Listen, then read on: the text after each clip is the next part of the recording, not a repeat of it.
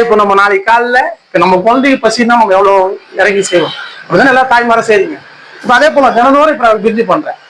ரொம்ப சந்தோஷமா பிரிஞ்சு பண்ணிட்டு 9 ஆயிடும். 9 மணி தம் போடுவேன்.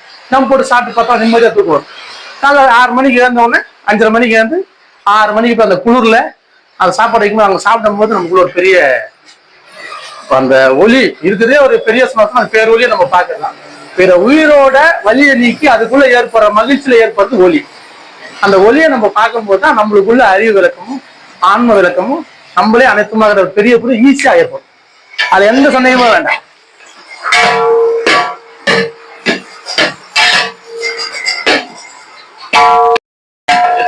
இதை பார்த்தீங்கன்னா இப்ப மீன் மேக்கர் போட்டாச்சு. இந்த மீன் மேக்கர் அடி பிடிக்கிற மாதிரி ஒரு தன்மை ஏற்படும். பாத்தீங்கன்னா தெரியும். இந்த அடி பிடிக்கிறதுனால அந்த மீன் மேக்கர் நல்லா வெந்து இப்போ முழுசா இருக்கிற மீன் மேக்கர்லாம் ரொம்ப நேரம் ஆன உடனே அப்படியே உதிர்ந்துடும். அது உதிரும் போது என்ன அந்த சுவை வந்து இன்னும் கூடும். ஏன்னா இப்படி செய்யும் போது தான் தன்மை வந்து ரொம்ப டேஸ்டா இருக்கும். அந்த டேஸ்டா இருந்தா அவங்க சாப்பிடுவாங்க ஒரு பொருள். அந்த ஒரு காரணம் தான். இதே நான் முதல்ல சமைக்கும் போது நீங்க ரொம்ப நேரம் டைம் எடுத்து சமைச்சேன். சுவை ரொம்ப சூப்பர் ஆயிடுச்சு. இப்போ நம்ம சாப்பிட்டோம்னா சொல்லுவாங்க, இவ்வளவு சுவை எப்படி செய்றீங்க, நம்ம நண்பர்லாம் சாப்பிட சொல்லுவாங்க. செம்ம சூப்பரா இருக்கு. ஒரு மாமிசமா போட்டு சமைச்சா என்ன நல்ல சுவை வரும். ஏன்னா இங்க மாமிசன்றது எல்லா பொருளும் சேர்ந்ததுதான் மாமிசம். தனியா செதை ஒண்ணு கிடையாது. நம்ம சாப்பிட்ட காய்கறில இருந்து உருவானது தான் இந்த செதை. அப்படி இருக்கும் போது நம்ம இது எல்லாத்துக்குள்ள இதை கண்டுட்டு இருக்கு. அதுக்கு ரொம்ப நேரம் டைம் எடுத்து நம்ம ஸ்பெண்ட் பண்ணி சமைக்கும் போது அதோட சுவை வந்து அப்படியே மாற்றணும். இந்த மாற்றம் வரும்போது அவங்களுக்கு அந்த தன்மை அப்படியே இருக்கும். சாப்பிடும் போது ஈஸியா சாப்பிடுவாங்க. ஏமாத்தி கொடுத்துடலாம். அது ஏமாத்தி கொடுக்கறது என்னன்னா, எந்த உயிருக்குமே பழக்கப்பட்டணும். எல்லா உயிருக்கும் வாழணும்னு ஆசை, சாப்பிடணும்னு ஆசை. இப்படிதான் சாப்பிடணும் எந்த உயிருக்கும் ஆசை கிடையாது.